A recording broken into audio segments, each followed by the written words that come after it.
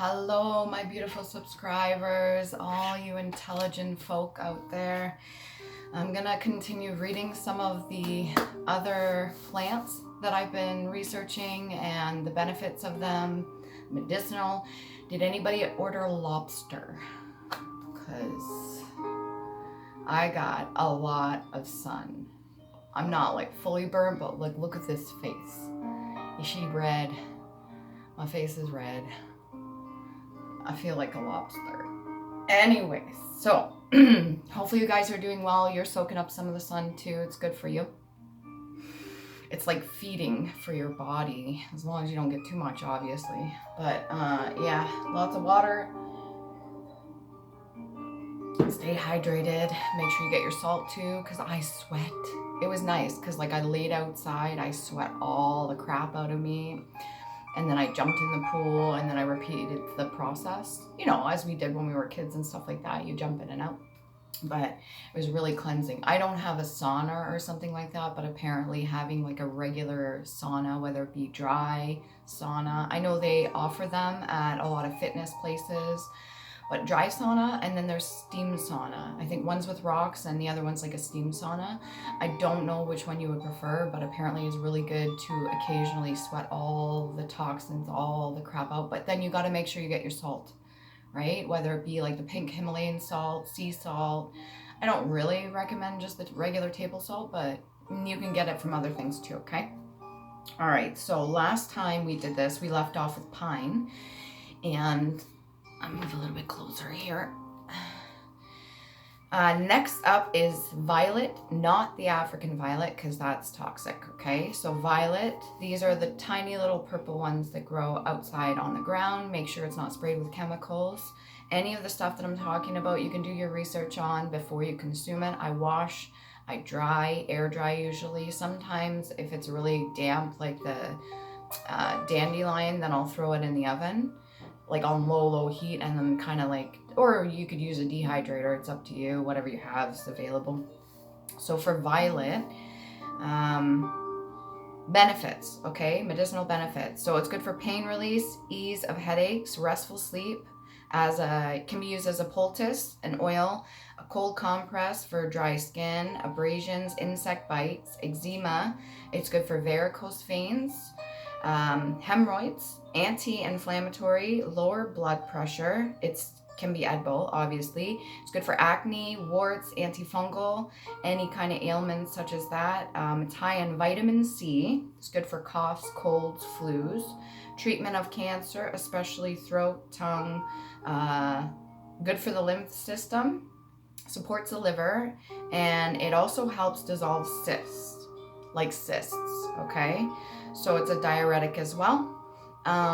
For the meaning behind it, or the spiritual representation or the connection that you could use there, it's linked to high vibration. It's good for dream work, it's imagination, spiritual connection, patience, humility, preparation, remembrance, balance, and harmony. Continuing over for the benefits, because I wanted to add this because I thought it was important. Any kind of breast pain, anti-parasitic, good for circulation. The leaves and the flowers are safe, okay? So that's for violet right there. We left off with pine last video. I did make another video, and there's going to be a couple more because I have a few more that I have to do over here. And I'll keep adding as I go. I'll do random videos like this just for you guys. It's really informative. It's really good to know that even the stuff growing in our backyards is helpful to us. It's beneficial, and it really can help us. So there's a few things that I can use for like my skin, for like sunburn or something like that. Not quite burnt, but almost there. Next is woodworm, all right, or artemisia. This is the stuff that they would actually use for absinthe, and I don't know if they use anything else for the ingredients for absinthe, but for artemisia itself, it almost looks when it's dried like little chips of wood, and you only need a pinch of it in your tea. I suggest you drink it with lemon and honey because it is very potent and it is bitter. but it is really good for you, okay? So properties for benefits: anti-parasitic, that's number one, all right? Fights bacteria, balances blood sugar. It's good for stomach pain, anxiety, cold and flu, diabetes control, viral infection, fungal, any kind of fungal infection, pain relief, anti-inflammatory, antioxidants, skin, heals damaged skin, repairs cells or damaged cells, keeps moisture. It's good for balancing oil. Let's say you have really oily skin, such as myself. It's good for balancing oil. Promotes collagen, reduces wrinkles, and it helps healing. And then for meaning, it would be like lunar cycles. All right, so for the spiritual aspect of it, lunar cycles, good for dream work, feminine energies, spiritual practices, connection with intuition, helps with transitions in life, so the different transitions that you go through. What else? People use it in rituals, meditation, sleep aid, a spiritual exploration. So if you want to do spiritual exploration with your dream work and you do the astral travel, this apparently is really good before bed. It's good for tapping into the subconscious, journaling, self-love, emotional healing, clear thinking, for women's periods or menstruation, balance, renewal, and change. And it's also used as protection as well. Some consider it mugwort, but I don't know. Just make sure. I'm obviously not a licensed physician, so if you have any ailments, definitely do your research first before any of this, because it's how your body is going to react to it. Sometimes if we have certain things within our body that are going to be triggered, like let's say if you have a couple parasites or something, a lot of people don't like onion or garlic, right? But it's really beneficial for you. It's helpful, and there's a reason for that. There could be something internally that is rejecting that, unless you're allergic to it. But it's rejecting it because it knows that it's going to cleanse it out. It knows that it's going to kill certain things. Or pineapple. Some people are allergic to pineapple, but some people just don't like it. But that in itself, the enzymes are really potent and powerful for killing any nasty buggers in there. All right. Next is lemon balm. All right, so this is good for relaxation, digestion, skin health, sleep aid, bloating, anti-spasmodic properties, anti-inflammatory, cold sores, anti-parasitic, antiviral. It's good for memory, focus, help those with dementia. Okay, it also soothes the skin. It's good for brain health, heart health, digestion, mood balance, immune boosts. It's good for depression, those that are going through depression. So lemon balm, it's categorized under the mint family. And when you smell it, it smells like lemon. And when you eat it, it's very potent, and it's really good to mix in with your foods too.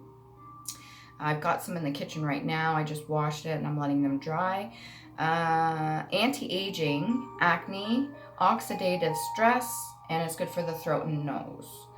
And then for the spiritual aspect of it, it's love and healing, success, well-being, attracts good spirits, promotes happiness, connection, protection, attracting luck, healthy emotions, heart chakra.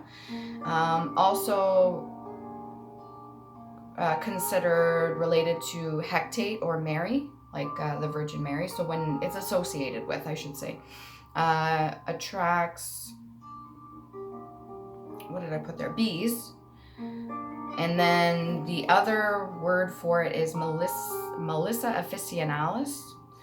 And then it's also good for guiding souls to heaven, and it's used in rituals. All right, so that's lemon balm. It almost looks like mint. This is the Artemisia. This is lemon balm here. And if you want to use it in teas too, it's good for focus. Lemon balm is really good. Or let's say you just wake up in the morning, you do your yoga or something like that, and you want to pull a fresh one off, clean it, and just eat it. Literally just eat it. It's the same with pine. If you just take a pine needle and you just like kind of chew on it, suck on it, it's very, very strong, but it's good for you. All right, sumac. Now these would be the plants. I've got a picture here. Looks like this. They grow in Canada. I don't know where else they grow. I believe maybe in the US, but they grow in Canada, and there's two different kinds. There's male sumac, and then there's female sumac, and then there's one that's edible and one that's not, so do your research. These ones, they kind of grow like this in like a clumps, and they're little tiny berries, which they call, what do they call them? Drupes, if I'm saying that right. It's part of the cashew family, and it's called staghorn sumac. So you want the female, and so their benefits would be, it's red as well. If I had a picture of it, I would show you, but it's red. You can look it up on Google. Antioxidants, anti-inflammatory, digestive aid, vitamin A, C, B, and minerals. It's good for blood sugar levels, cardiovascular, antimicrobial, anti-cellular damage, oxidative stress. It's good for arthritis, heart conditions, anti-cancer, anti-parasitic again, digestive aid, anti-diarrheal, gastrointestinal, aids in diabetics. I think I said that already. For fasting, improve HbA1c levels, metabolism, cholesterol, combats bacteria, or antifungal, anti-infection. It's good for your mouth if you need to do a mouth cleanse. They are very sweet when you eat them. High in potassium, magnesium. It's good for women's health, muscle pain, healthy fats, so for weight loss. It's good for your liver, urinary, kidney, bladder control. So anybody that has bedwetting or anything like that too, that also could be linked to certain things like parasites as well. But it's good for that. So if you wanted to help, and they call it the, what was it? For the ceremonial thing, chasing the bear, but they also make lemonade out of it because it almost has like a lemony flavor to it, but they are sweet. So for the spiritual aspect of it, associated with resilience, healing, connection to nature, purification, grounding, magical pathways, protection, strength, overcoming adversity. It's connected to the crown chakra, well-being, balance, purifying connection to earth and all living things, transport to spiritual or other realms. For cleansing, they can use it for tobacco ceremonies. So the indigenous use it, and that's where the whole idea of making the sumac lemonade comes in. Apparently it's really good. I've never made it yet, but maybe I should make sumac and lemon balm lemonade. That would be good. To bring in harmony. It's also connected with the heart chakra as well, and grounding. All right, so I'll show you a picture of that again. Oh my God, my face is so red. I put aloe vera on it, and then I've got like a Hydra Boost serum too. Dandelion, we were just talking about that. Dandelion, all parts of dandelion are edible as long as they're not sprayed with heavy chemicals or any kind of chemical at all. You can eat the roots. You can make certain things with the leaves, even salads. And then I personally use the flowers themselves. Once dried out, I'm like, got so much in my head, I'm trying to spit it all at once. Once dried out, I use it as tea with a little bit of honey and lemon. So benefits, antioxidants, lowers blood pressure, regulates blood sugar, weight management, antibacterial, antifungal, antiparasitic, rids acne, detoxifies skin, it's a germicide as well, cleans skin, reduces inflammation, it's good for liver and heart health, can be used as a diuretic. I believe a diuretic is what makes you sweat, kind of like coffee. Can be used as a coffee substitute. It's good for bone health, digestion, reduces redness, vitamins, minerals, cell growth, renewal, and it's good for cardiovascular as well. And so for the spiritual aspect of it, it's symbolic for hopes, innocence, joy, dreams, wishes, communication, spiritual world, connection, resilience, perseverance, overcoming adversity, manifestation, creativity, expansion of one's true desires, solar plexus connection, and sun. And it's also linked to the moon and stars and the seed. Okay, so that's dandelion, because you know you have the sun, which would be the flower, then you have the little puff balls, which would be the moon, and the stars would be the seeds, which is really sweet. Now on to rose. Pretty sure everybody knows what a rose looks like. These are the ones that grow on the bushes, not the ones you get from your store. You don't really want to use the ones that you get from the store because they go through a heavy process. Usually sometimes they use chemicals as well, or dyes or anything like that. So if you're going to be making a tea, make sure you get some clean petals, make sure you get clean roses from your garden or wherever you trust that's not heavily sprayed, okay? So for benefits for the rose, cosmetic, obviously they use them in a lot of cosmetics. You can make your own if you like that kind of stuff, that kind of alchemy. Treats inflammation, good for diabetes regulation. Dysmenorrhea, I don't know if I'm saying that right. It's good for depression, stress, helps with seizures, fights aging, good for immunity.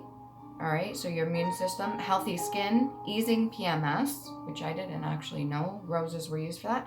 Hydration, antioxidants, tightens the skin, lowers risk of disease, digestion, cell tissue, arthritis, good for heart health. I think I already said that. Weight loss as well. And then when it comes to the spiritual part of it, secrecy, mystery, obviously behind the rose. It could be used as a lot of things in rituals too. Lots of people use them in rituals. I personally just use them for my health. Love, balance, breaks old cycles. That's really important. If you're going to be doing anything for that sort of thing, do it for yourself. Do it for healing, okay? Free from release of emotion.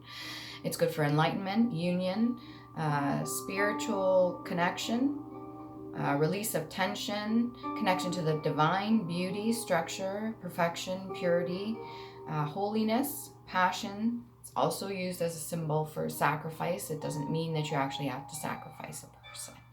Let's not do that, people out there. It doesn't matter how pissed off you get. Go within, do your shadow work, and when it comes to sacrifices, it's sacrifice of things that no longer serve you. Even if it means getting rid of clutter or something like that. Divine connection, innocence, also associated with the Virgin Mary. Symbolic for shedding of blood, transformation, and then we're on to the next one. All right, so the rose. And I got 2 more. All right, what are we at? 16 minutes. I think I'll upload this for today, and then I'll do a read for tomorrow, maybe the next day. So Ceylon, if I'm saying that correct. There's lots of different kind of Ceylon teas, including jasmine or anything like that. Certain Ceylon teas that you can get. Benefits. Cognitive function. Anxiety. Anti-aging, metabolism, digestion, anti-Alzheimer's, which I found very fascinating. It's good for learning disabilities, so a lot to do with the cognitive function, I think. Concentration, insomnia, brain health, balancing blood sugar, blood pressure, antioxidants, polyphenols, counters cellular damage, reduces spasm, good for helping aid in gas, bloating, antibacterial, and antifungal. All right, most of you know what jasmine is. That's one of them as well, okay? And so for the spiritual aspect of it, resilience, endurance, protects and shields the body and spirit. It's used as a form of abundance, to purify, beauty, vitality, connection. Counters stagnancy. So any kind of stagnant energy, it's good. You have a cup of tea, do your meditation to counter negative energy, or just transmute it, I should say. Focus, serenity, prosperity, positive energy. So that'd be Ceylon. I don't know if you can see that. Can you see that? You can see my face a mile away. Fuck.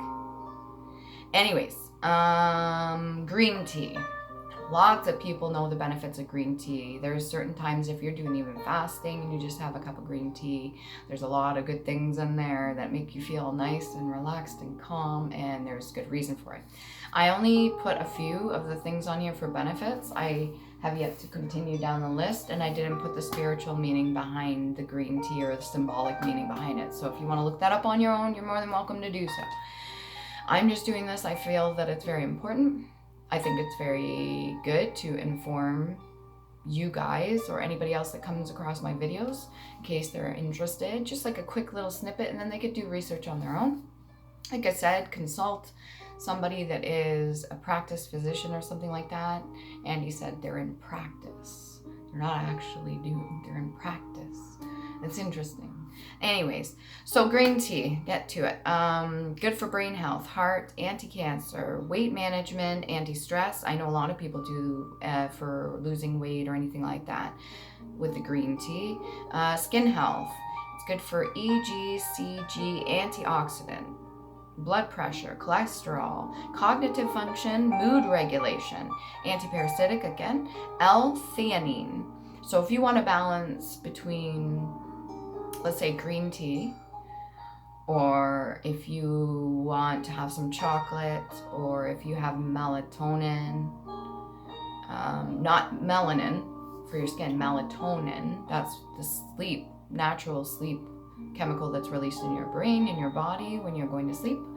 If you want to balance between the two of them, right? So you've got L-theanine in there, the green tea, that will give you the euphoric sensation. Skin health, energy boost, bone health, blood sugar, prevents stroke, good for prostate health, headaches, alertness, memory, acne treatment, prevention of tooth decay, which I thought was interesting for green tea, longevity, and good for stomach and the intestines. All right, that's green tea. If you like my videos, like, share, subscribe. I appreciate all of you so much. You're all so intelligent. Most of you know a lot of this stuff already if you've come across my channel and you're my subscriber, especially from the very beginning. You enjoy learning. You love learning new stuff and you want to learn more. So you're more than welcome. Most are welcome back here. Please do like, share, subscribe. Hit the notification bell because sometimes I'm not always in the algorithm, and that does help too. All right? And make sure you take care of you. Please do.